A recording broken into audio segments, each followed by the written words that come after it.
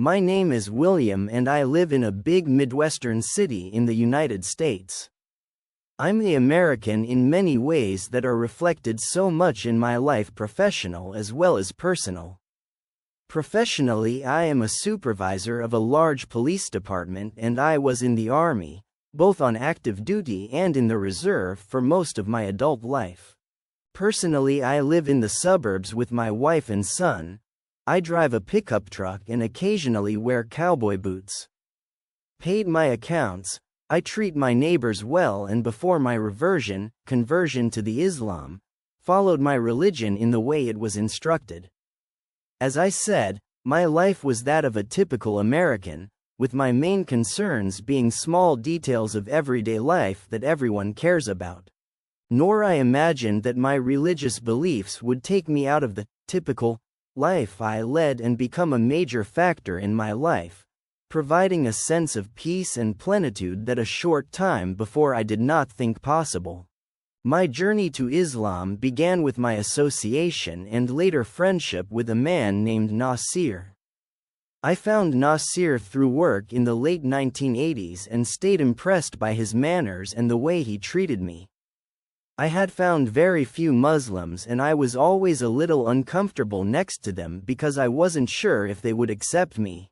In addition to having the appearance of a hillbilly who carries a shotgun and drives a pickup, I am also Jewish, and the combination seems to bother people.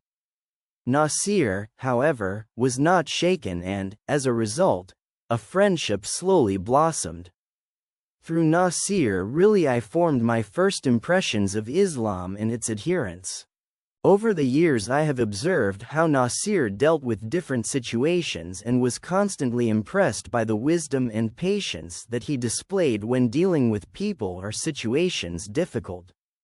He always took the best path, even in times when I, if I were in the same situation, would be tempted to treat the people differently. He wondered why he did certain things. He told a little of the wisdom that guided his actions.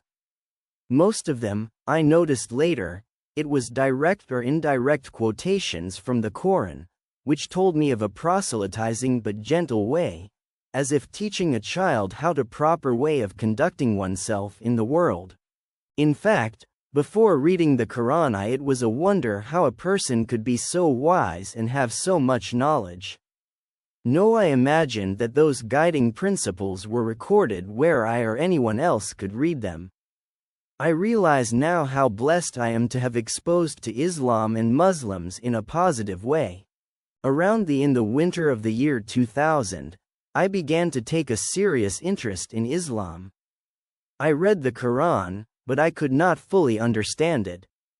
Despite this difficulty, I continued I had a persistent feeling that I should continue, and so I studied other books about Islam.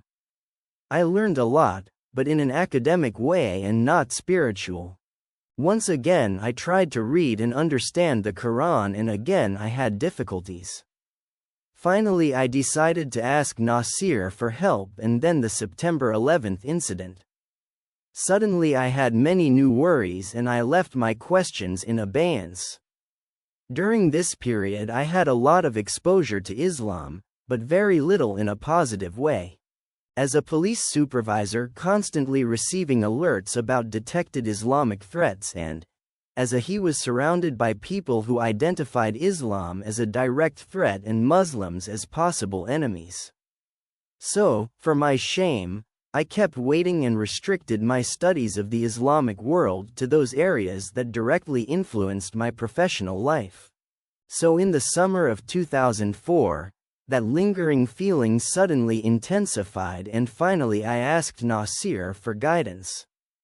He told me about the principles of faith and about the nature of the Quran. And most importantly, he told me how crucial Islam was for his life and how much he believed in him, not just as the word of God, but as the way man should live. He and his brother Riyad provided some booklets on Islam with answers to many of the questions that I had. With this knowledge in hand, I came back closer to the Quran and suddenly I found it not only understandable, but that it made sense. I can only thinking that you were not mentally ready before, or that you simply needed to have extra data to properly understand and process the information. Whatever the reason, I read and reread everything I received and then double-checked the facts that had been presented to me. The more he read, the more amazed was.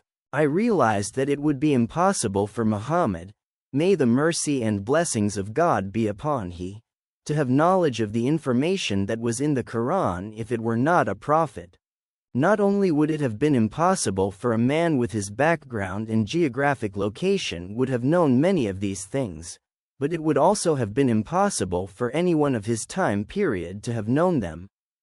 Checked twice the dates of the modern discoveries that have been covered in the Quran, and I was astonished by what I found.